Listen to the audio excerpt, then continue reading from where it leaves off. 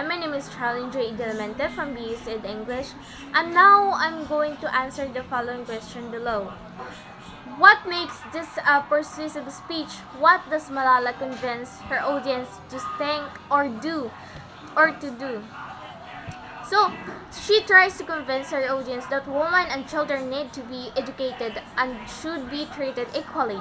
She uses rhetorical questions to underline her point that children and women should be permitted to pursue higher education in the field of education regardless of their gender, color, and religion. She is quite persuasive in this regard. Despite being shot in the brain, Malala is still able to impact the world. So, question number 2. What methods of persuasion does she use to compel her audience to act? So, a rhetorical question is one of the that is posed for theatrical effect rather than to elicit responses because it is so successful at keeping your audience interested. This is one of the most frequently utilized persuasive strategies for presentations. So, persuasion is a literary technique that writers use to express their ideas through reason and logic in order to persuade the audience. A reader may be persuaded by a simple argument, or they may occasionally be persuaded to do a particular action. Question number 3. What type of persuasive speech is this? Prove your answer. So there are three different types of persuasive speech that are used to convince an audience. First, we have the factual persuasive speech, the value, and the policy persuasive speech. First, let's talk about the factual. Factual persuasive speech is a pure fact, nothing else.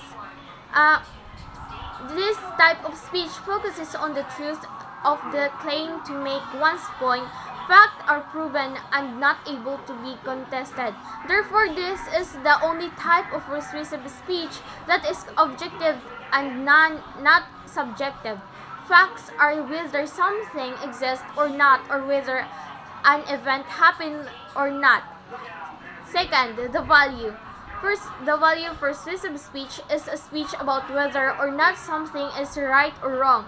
It questions the moral or ethical aspects of an issue. For example, have you ever thought about whether or not capital punishment is moral or immoral?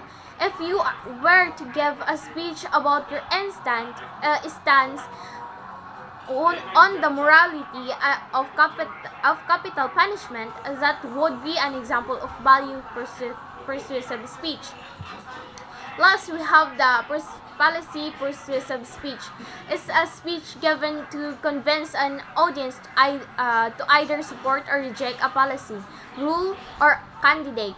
For example, if the President of United States disagree with the current foreign policy and gave a speech to Congress with the goal of convincing them to agree with his viewpoint, it would be considered as a policy persuasive speech. Question number 4. Why was she given the Nobel Peace Prize when she was advocating for equal access to education? What is the connection between education and peace?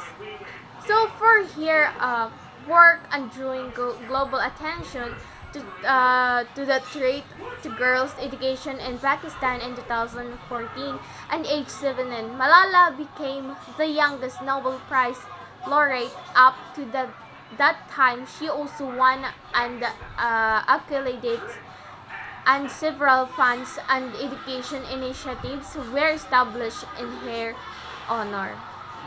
So that's all. Thank you.